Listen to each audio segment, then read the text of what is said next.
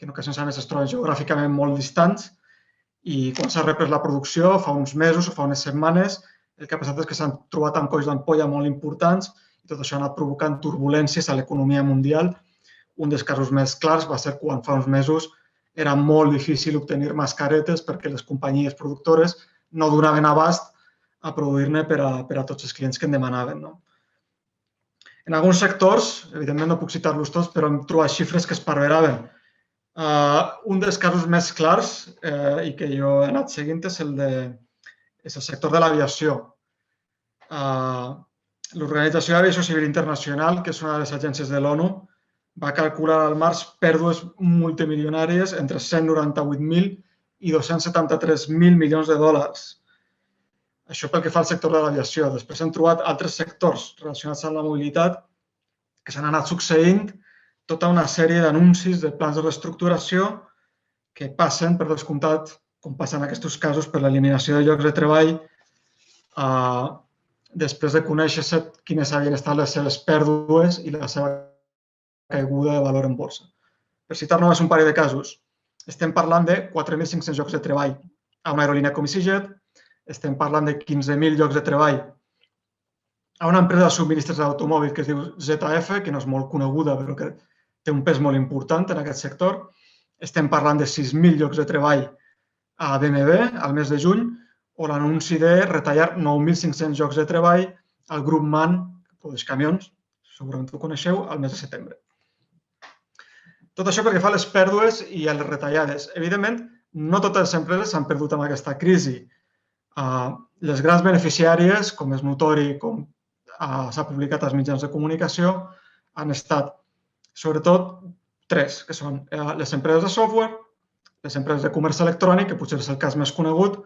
i les empreses d'oci digital. Amazon és, sens dubte, el cas més conegut. I, segons la revista Forbes, per exemple, la fortuna personal del seu fundador, Jeff Bezos, ha augmentat estratosfèricament i ha passat de 115.000 milions de dòlars al mes de gener a 200.000 milions de dòlars al mes d'agost, una xifra que no té precedents a la història. Això és pel que fa a Amazon, que és amb tota seguretat el cas que més coneixeu tots i que més coneixem tots perquè és el cas que més ha anat apareixent als mitjans de comunicació,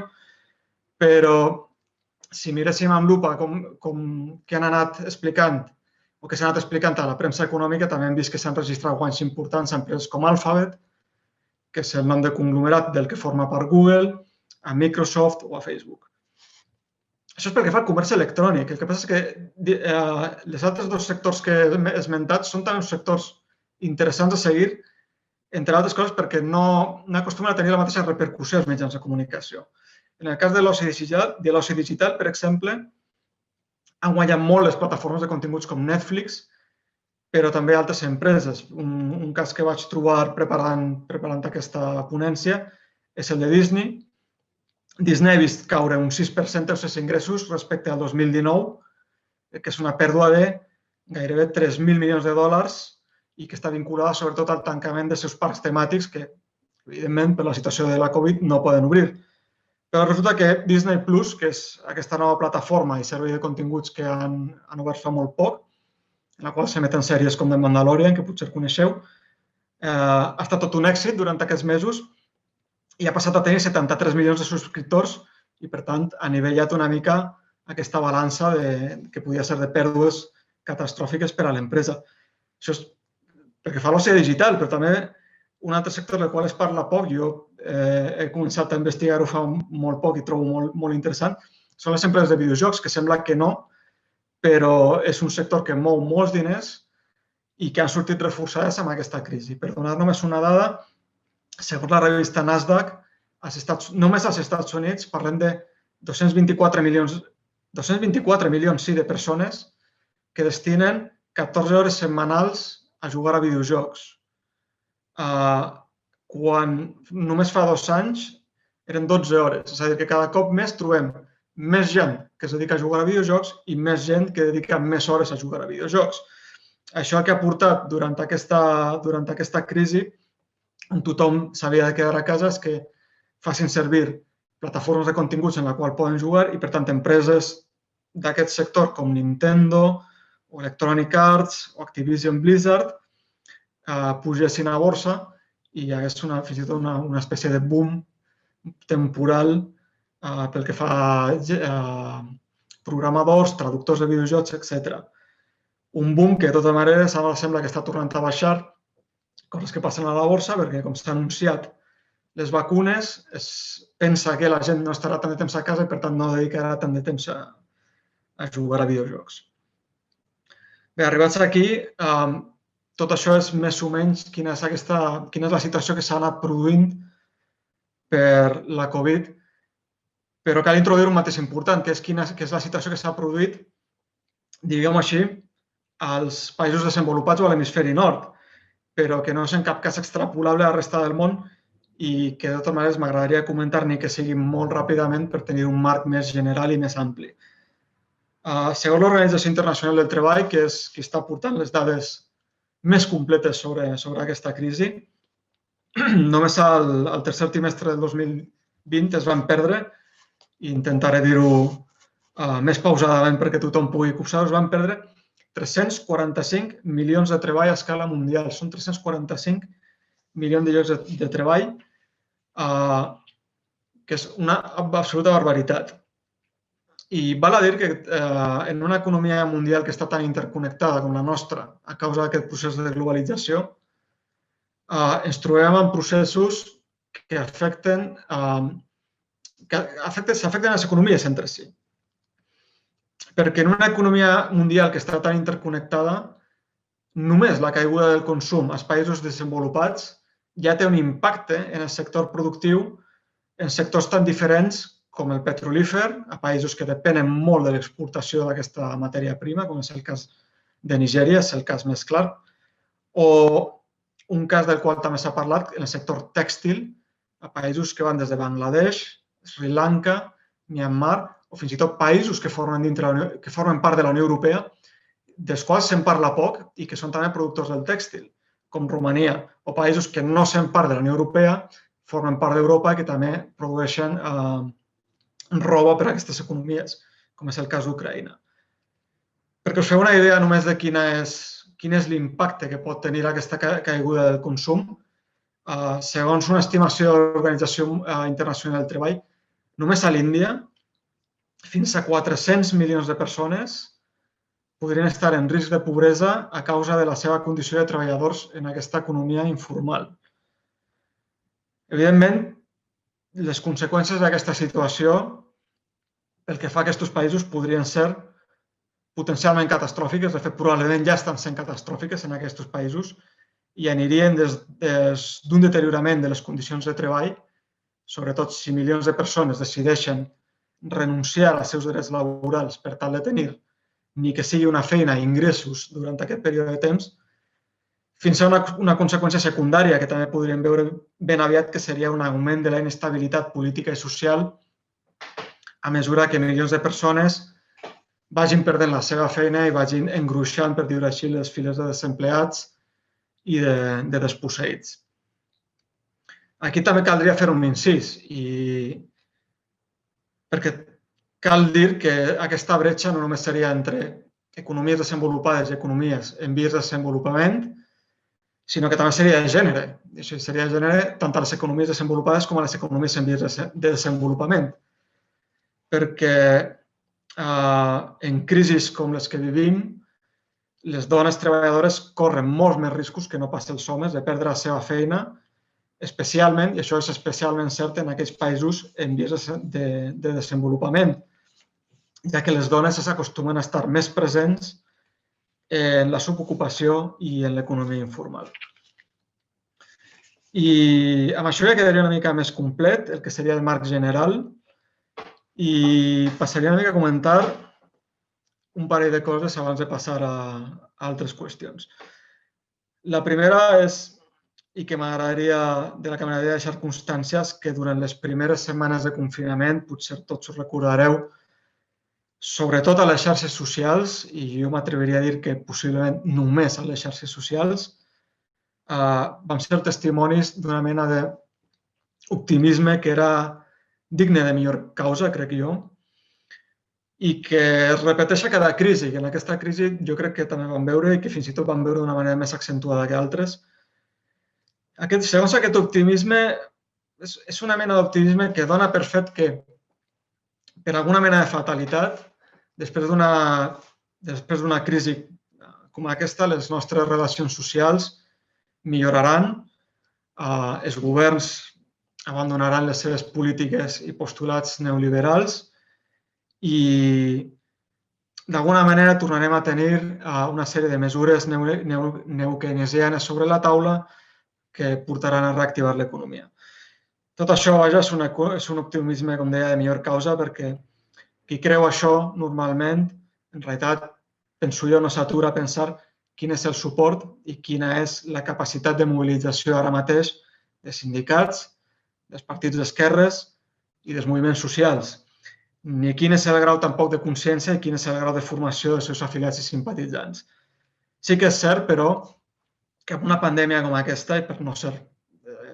molt pessimistes, amb una pandèmia, deia, sí que podria servir o arribar a servir perquè molts treballadors prenguin consciència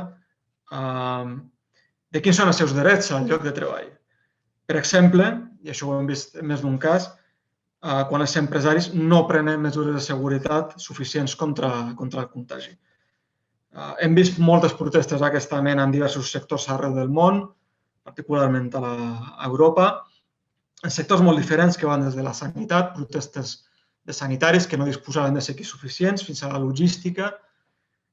i segurament també veurem més a mesura que aquesta situació es perllongui, perquè de moment no hi ha cap horitzó de que això s'acabi al curt termini. I fins i tot després, quan les conseqüències i les seqüeles d'aquesta crisi econòmica es mantinguin. Si hi ha aquesta presa de consciència, en qualsevol cas, aquesta podria passar molt bé que es desenvolupi posteriorment i podria passar que no ho faci. Tot això dependrà, evidentment, com comentava fa un moment, de quines són les organitzacions existents i de quina és la seva capacitat per canalitzar la voluntat de canvi dels treballadors. En aquest context hem vist pronòstics de tota mena, des d'economistes fins a politòlegs, sociòlegs. Vosaltres dieu el sector, segurament heu vist un pronòstic. Jo soc més aviat... A mi m'agrada tenir certa precaució en aquesta qüestió i destacar que fer pronòstics, i més en una situació com aquesta, és un exercici arriscat. De tots els articles que jo he anat llegint sobre aquesta qüestió, hi havia un del New York Times que crec que resumia bastant bé un dels escenaris possibles. Segons aquest article assenyalava que durant la pandèmia, com és evident, s'han destruït molts llocs de treball i també s'han creat molts llocs de treball nous, com deia abans. Tot això és una obvietat i és evident per si mateix. Però com aquest article s'afanyava a assenyalar d'immediat, la majoria dels llocs de treball que s'han anat creant durant aquesta crisi han estat en el sector de baixos salaris. I mencionava, per exemple, dos, que són com a conductors de repartiment, com a treballadors de magatzem i com a personal de neteja. Com no cal dir, són tres treballs que normalment estan molt malament pagats i les condicions laborals dels quals no són bones. Aquesta tendència de la que parlava el New York Times passa als Estats Units, passa a Europa i passa fins i tot al nostre país. I això no ha passat desapercebut a ningú. Si viu a una gran ciutat com Barcelona, com jo, tots haureu vist la imatge de repartidors en bicicleta o riders, com se'ls coneix en l'argot empresarial, d'empreses com Glovo o Deliveroo, que s'ha convertit en diària i que veiem pràcticament a totes hores, anant d'un lloc a un altre repartint no només menjar, sinó les compres que la gent fa a través de serveis de comerç electrònic. És un cas interessant perquè encara que els mitjans de comunicació han denunciat, no només els mitjans de comunicació independents o d'esquerres que estan molt més centrats en aquest tema, sinó hi ha fins i tot els mitjans de comunicació generalistes. Deia que si fins i tot els mitjans de comunicació han denunciat les condicions realment abusives cap als empleats i que, segons una sentència molt recent del Tribunal de Tribunal Suprem, perdó, al setembre, deia que eren falsos autònoms. Fins i tot si ens trobem això. Fins i tot si ens trobem que els mitjans de comunicació han denunciat les condicions abusives, no només cap als riders, sinó fins i tot cap als clients que contracten aquests serveis. Perquè les comissions als locals de restauració són realment abusives. Estem parlant de comissions del 35, 42% i fins i tot més. Fins i tot si tenim aquest degoteig constant d'informacions de com de negatives poden arribar a ser aquestes empreses per als treballadors i per als clients, res d'això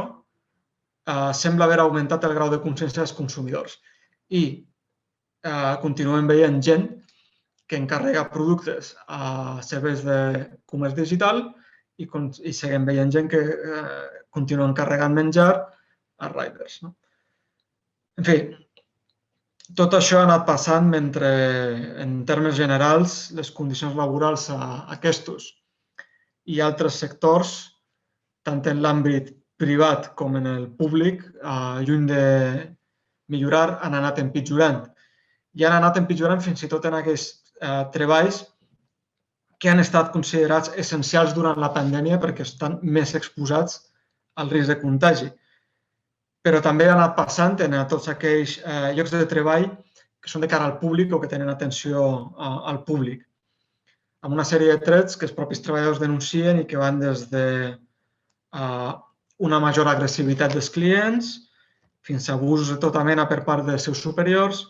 fins a condicions higièniques insuficients. La inseguretat laboral i la incertesa sobre què passarà i quina mena de canvis i de seqüeles pot deixar aquesta pandèmia, algunes d'elles possiblement permanents, és una cosa que genera angoixa i ansietat entre molts treballadors, especialment en aquesta mena de sectors. Aquest deteriorament de les condicions laborals inclou també a bona part d'aquells dels que treballen o treballem en règim de teletreball i que és un aspecte, com deia a l'inici, que m'agradaria aprofundir una mica més durant aquesta ponència. Una vegada més, i ja en van unes quantes, hem vist aquí com una visió molt idealitzada prèvia a la pandèmia que molts tenien del teletreball ha acabat xocant amb la realitat. Una visió, com explicaré d'aquí un moment, que no era una elaboració enterament pròpia, que ningú tenia per si, sinó que havia estat cultivada pels mitjans de comunicació fins al punt que semblava, si se'm permet la broma, que amb el teletreball s'assoliria una mena d'equilibri social no molt diferent d'aquella descripció de la societat comunista que feia Karl Marx a la societat alemanya, a la ideologia alemanya, en la qual tothom podria caçar pel matí, pescar a la tarda, criar bestiar al vespre i exercir la crítica després del sopar. Molts mesos després, el que hem comprovat en carn pròpia, molts de nosaltres i molts de vosaltres segurament també, és que el teletreball no ens permet disposar del temps lliure que ens havíem promès, ni per llegir més, ni per cultivar aficions, ja siguin velles o noves aficions, ni per passar més temps a la nostra família, que estan tots realment a casa nostra, i no diguem ja, com deia Marx, per caçar pel matí, pescar a la tarda, criar bestiar al vespre i exercir la crítica després del sopar. Per començar amb allò més obvi relacionat amb el teletreball, és que no tothom pot teletreballar. Com deia Susan Hayter, una assessora de l'Organització Internacional del Treball, és una evidència, però no està de més dir-ho, són els treballadors que tenen salaris més elevats els que tenen més possibilitats d'escollir teletreballar o treballar remotament, mentre aquells que tenen salaris més baixos no tenen cap possibilitat o tenen molt poques possibilitats d'escollir aquesta opció. En aquest sentit, només a França, per exemple, s'ha calculat que poden recórrer a aquesta modalitat un 60% dels treballadors especialitzats, però només un 1% dels treballadors sense especialització o que porten a terme treballs manuals pot recórrer al teletreball. Com a conseqüència d'això, el que hem vist al llarg d'aquests mesos és que molts dels focus de contagi del coronavirus s'han originat a empreses on no era possible el teletreball. Una de les empreses on ha estat més escandalós aquest cas, particularment a Alemanya, ha estat a les empreses de processament d'aliments i, concretament, als escorxadors industrials, la qual cosa ha portat a tota una sèrie de crítiques als mitjans de comunicació. A més, aquests escorxadors industrials, no només a Alemanya, sinó, si no vaig equivocar, també aquí al Principat, la majoria de la mà d'obra que hi treballa és mà d'obra migrada. En el cas d'Alemanya són molts immigrants d'Europa Oriental, sobretot de Romania i Bulgària, en condicions realment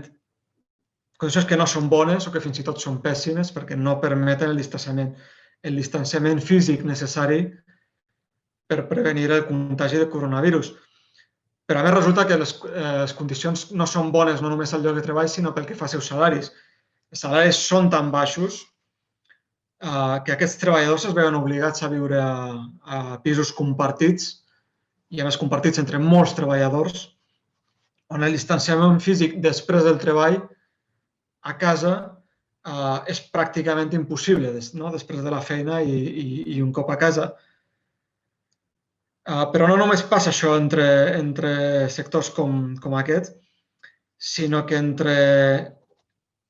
els treballadors de coll blanc també trobem que el teletreball està molt lluny de ser la solució òptima que ens haguem presentat els mitjans de comunicació i allò que amb una certa sorna s'ha arribat a qualificar d'utopistes tecnològics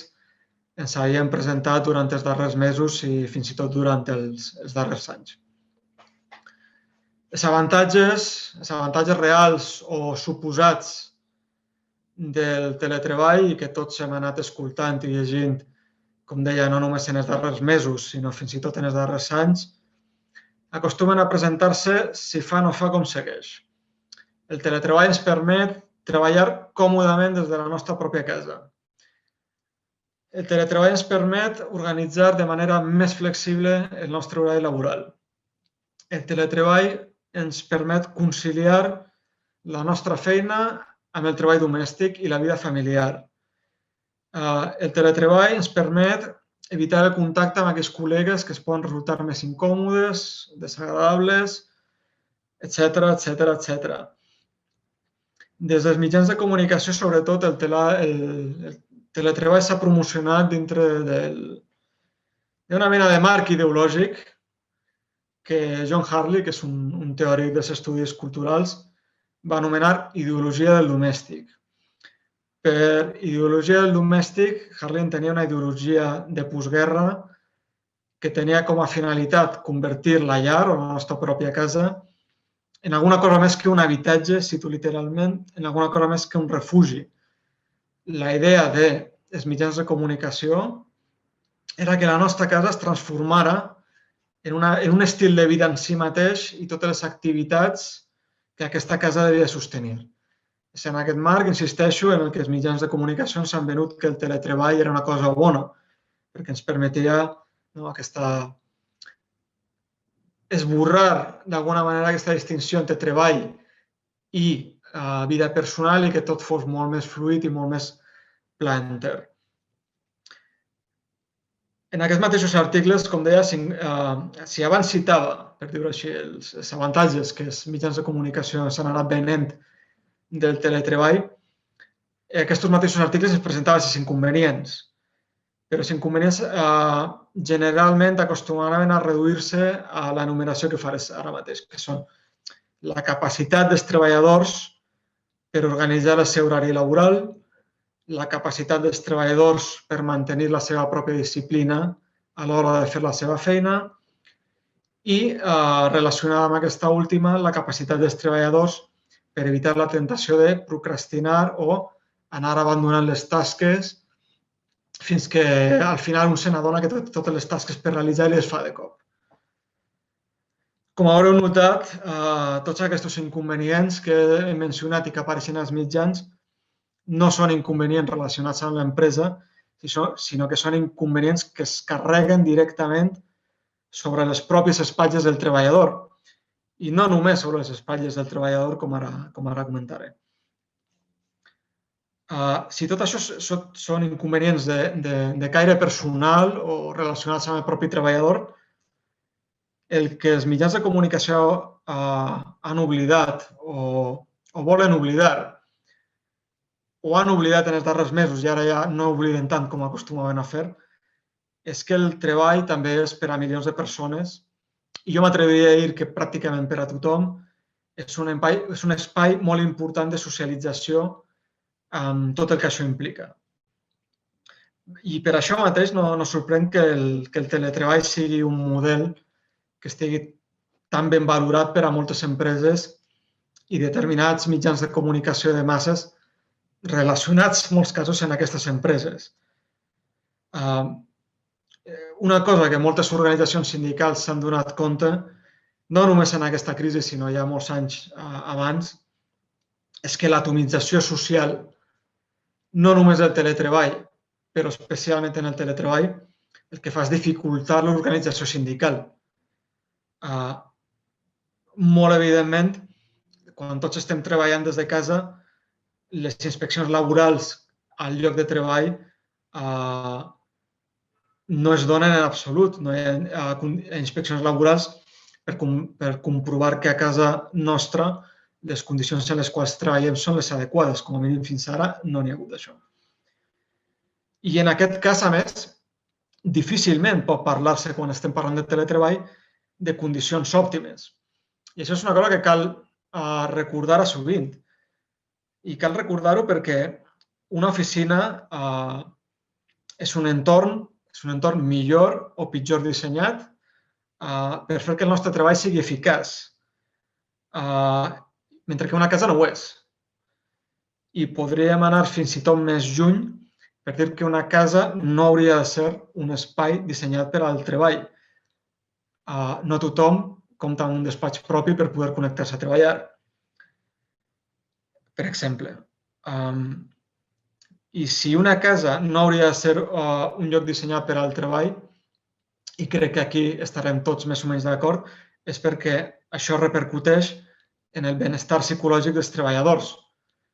que en molts casos han de fer front a tota una sèrie de problemes que són coneguts per qualsevol que hagi realitzat teletreball i que detallaré a continuació de manera immediata. A més, com tots sabem pels casos dels autònoms i sobretot dels falsos autònoms,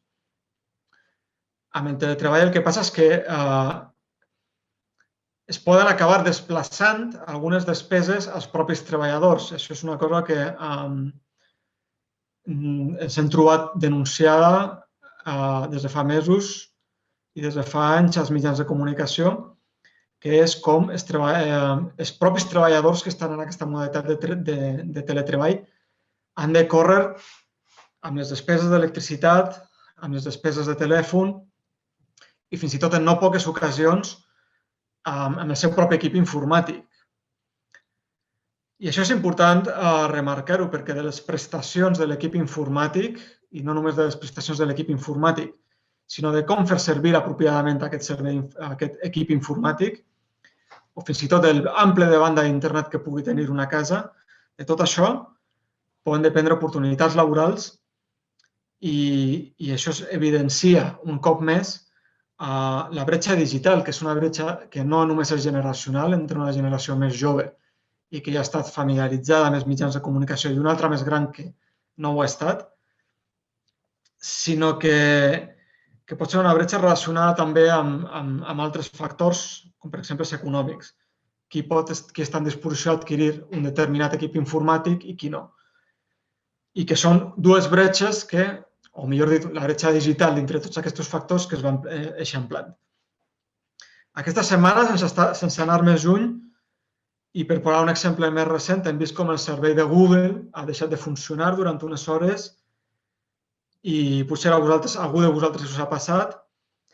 i molts treballadors no han pogut accedir a tots els documents que tenien emmagatzemats en allò que anomenem el núvol, és a dir, tots aquests documents que en comptes de tenir nosaltres al propi disc dur, cedim a serveis d'aquestes empreses. I, per tant, al no poder accedir a aquests documents, tampoc podien realitzar la seva feina. Això és una qüestió que no només planteja preguntes relatives al teletreball, sinó altres que van més enllà fins i tot a l'àmbit polític, perquè planteja preguntes relacionades amb la tendència monopolística de totes aquestes empreses digitals, que és una tendència molt alarmant que es ve denunciant des de fa temps a determinades instàncies polítiques, fins i tot al nivell del Parlament Europeu. Bé,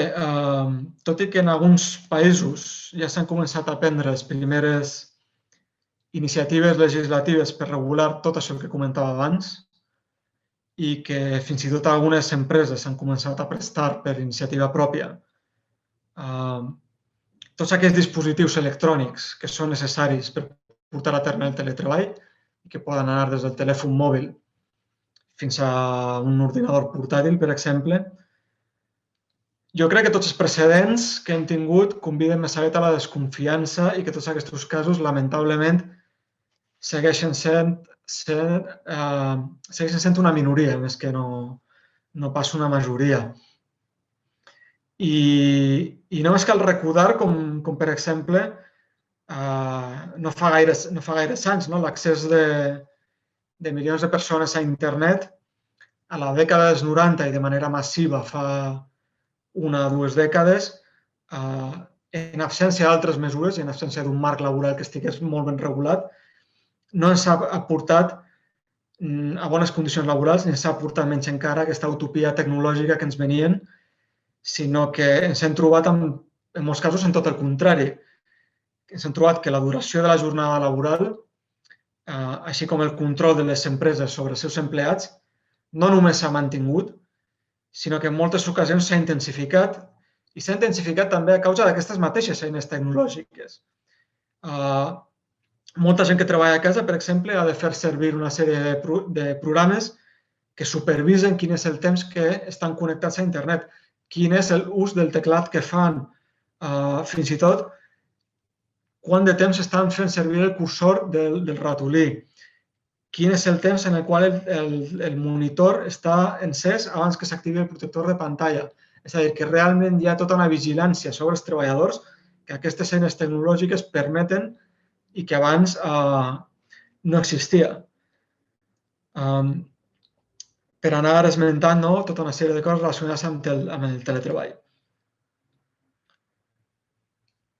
Per continuar,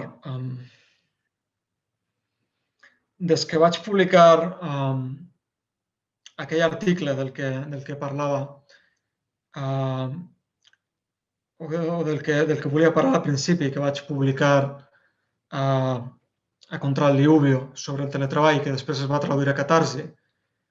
i que està al darrere que em convidessin per parlar aquí d'aquest tema, des que vaig publicar aquell article d'ella fins avui mateix, fins que estem parlant aquí, moltes d'aquestes queixes habituals que he anat esmentant, de la gent que treballa a casa o de la gent que fa teletreball, ja han estat recollides pels mitjans de comunicació. Parlem, per exemple, de la difuminació dels límits temporals i fins i tot espacials entre treball i vida personal. A casa, per dir-ho de manera més senzilla, sobretot si el teletreballador que fa teletreball no disposa d'una habitació pròpia, com deia abans, o un despatx propi, per dir-ho així, i hem de tenir en compte que moltes persones, quan fan teletreball, estan treballant des del seu dormitori, des del menjador de casa, o hi ha fins i tot qui ho fa jo ho he vist això, des de la taula de la cuina, i podríem posar segurament tots els que esteu aquí molts exemples. Jo mateix, si girés ara el monitor, no veuríeu precisament cap despatx preparat per a aquesta mena de feina, sinó que veuríeu el meu menjador personal. Tot això deia, el treball pot portar a que els treballadors que fan teletreball estiguin sotmesos, i això ens ha passat a tots alguna vegada, a tota una sèrie d'interrupcions constants, ja sigui des de la seva família o companys de pis. Parlem també de l'exigència de les empreses cap als seus treballadors de presentar una disponibilitat plena per respondre correus electrònics i trucades de telèfon. Per una disponibilitat plena vull dir que estiguin disponibles a totes hores, fins i tot més enllà del que hauria de ser una jornada laboral com seria una oficina. I quan passa això, quan s'exigeix aquesta disponibilitat plena, el que està passant és que s'està interferint una vegada més en una d'aquestes promeses que se'ns va fer amb el teletreball, que és que havia de facilitar-nos la vida, que havia de facilitar-nos la conciliació familiar i personal, i que amb aquesta exigència això no es dona. Per donar dades, segons una enquesta molt recent, diria que fa una setmana, 2 setmanes, que es va fer a més de 6.000 treballadors a Alemanya, la va fer la principal central sindical, que és la DGB. Només un 15% dels empleats amb un lloc de treball físic, només a un 15% dels treballs amb un lloc de treball físic se'ls demana estar disponibles fora de la seva jornada laboral. Mentre que en aquells que fan teletreball el percentatge s'eleva a un 40% i entre aquells que a més treballen atenent al públic a més d'un 50%. Repeteixo, entre les persones amb un treball físic són 15% i a més que fan teletreball un 40%. Estem parlant de més del doble del percentatge. A més, segons aquest mateix informe de la DGB, que es va publicar, com deia, fa molt poc i que podeu trobar a internet si us atreviu a intentar llegir-ho en alemany o fer-ho amb un traductor de Google, resulta que les hores extra, i això tampoc cal que vingui cap informe a dir-ho perquè ja molts ho han patit en carn pròpia, les hores extres són molt més habituals en el teletreball que no passen en altres modalitats de treball. Resulta que, segons l'informe, en la modalitat de teletreball se superen de manera molt habitual les jornades de més de 48 hores setmanals. Això és una cosa que en concret passava més del doble i el triple de vegades que entre els empleats que tenen un lloc de treball físic. I a més són unes hores extra que, com no caldrà que digui, i com acostuma a passar, no es paguen. Més fora d'aquest informe, una altra dada que crec que paga la pena ressenyar és que només un terç de les empreses que ofereixen a Alemanya la modalitat de teletreball tenen disposicions que regulen aquesta modalitat. I, per tant, els 2 terços restants no tenen cap marc que reguli el teletreball, en la qual cosa es deixa una porta oberta i una porta oberta, a més, molt gran a tota aquesta mena d'abusos que he comentat abans. Finalment, entre els inconvenients relacionats amb el teletreball, també parlem de la pèrdua de motivació. Ara parlaré més aviat dels inconvenients de tipus psicològic del treballador, com són la pèrdua de motivació, la sensació d'aïllament, la soledat que tenen molts treballadors en els problemes de comunicació amb altres membres de l'equip, comunicacions que a més estan mediatitzades per serveis de missatgeria electrònica, que tots fem servir, des de WhatsApp a Telegram, fins a programes de videoconferència, que tots hem fet servir en algun moment, des de Jitsi fins a Zoom, com ara mateix, etc. A més, tota aquesta manca de motivació no només porta, per regla general, a un treball mal fet. Jo això ho he vist no només com algú que ha hagut de fer teletreball, sinó com algú que ha hagut de coordinar altres empleats fent teletreball i fins i tot quan hi ha una bona disposició per part del coordinador, les condicions no permeten molts cops que sigui igual a com és un treball cara a cara, sinó que, a més, això porta a que molts treballadors, quan tenen aquesta oportunitat, canviïn de feina. Això que genera la inestabilitat laboral ja que ens trobem un treball que a molts consumidors no els aporta allò que buscaven. No són pocs, evidentment, en aquestes condicions els que acaben tenint el síndrome de desgast professional, com s'anomena, i que popularment coneixem com a burnout. I quan passa això, a més, si el treballador no respon a les demandes dels seus caps, a totes aquestes demandes que se'ls exigeix, doncs el que passa és que pot ser acomiadat sense cap mena de contemplació i, a més, sense cap mena de temor a que hi hagi una resposta. I pot fer-ho perquè, al cap i a la fi, entre el propi treballador i els seus companys de treball no existeixen pràcticament cap vincle emocional. I segurament ni tan sols s'han vist en persona. Estem trobant-nos en molts casos on el teletreball es produeix no entre membres d'un equip que han coincidit prèviament amb lloc de treball físic i han passat a aquesta modalitat de teletreball, sinó que són directament contractats en aquesta modalitat de treball i, per tant, no s'han conegut abans, la qual cosa genera, es vulgui o no, perquè és una qüestió psicològica, es genera una distància que no permet aquesta socialització de la que parlava abans. I permet això, no? Permet que no hi hagi cap vincle emocional i que quan s'ha d'acomiadar algú, tot el que calgui, per dir-ho així, sigui simplement pitjar una tecla i amb això ja s'ha acabat. No? A més, tot això, que ja per si és greu, en un mercat laboral on hi ha un percentatge d'atur molt elevat i com passa al sud d'Europa, i és el cas també de l'estat espanyol, el percentatge d'atur no té una, sinó que té dues xifres.